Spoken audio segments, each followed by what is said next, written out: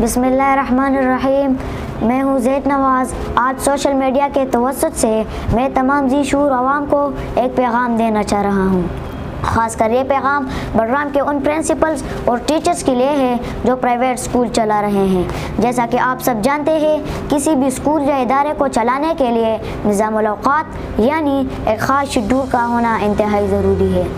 اب بڈرام کے جتنے بھی اسکولز ہیں ان کا کلوزنگ ٹائم 1:30 ہے، لیکن دوسری طرف اگر دیکھا جائے تو ٹھیک 1:30 پر تمام مساجد میں ظہر کی نماز ادا کی جاتی ہے۔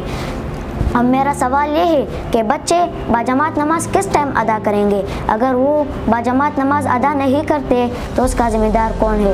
تو لہٰذا میری پرائیویٹ ایجوکیشن نیٹ ورک کے تمام سربراہان سے گزارش ہے کہ نمازوں کے اوقات کا خیال رکھتے ہوئے اسکول کا ٹائم ٹیبل بنایا جائے تاکہ ظہر کی نماز اپنے وقت پر ادا کی جا سکے، کیونکہ بالغین کے لیے ترک نماز جماعت درست نہیں، اور اس کے اوپر دارالعلوم دیوبند کا فتویٰ نمبر 1367 بھی موجود ہے۔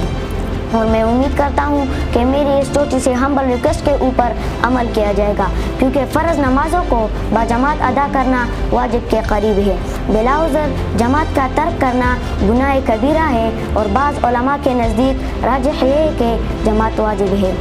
تو اس لیے بلا عذر اگر آپ جماعت ترک کرتے ہیں تو آپ بھی ترک جماعت کے گناہ کے مرتکب ہوں گے، اور قیامت کے دن اس کے بارے میں آپ سے پوچھا جائے گا۔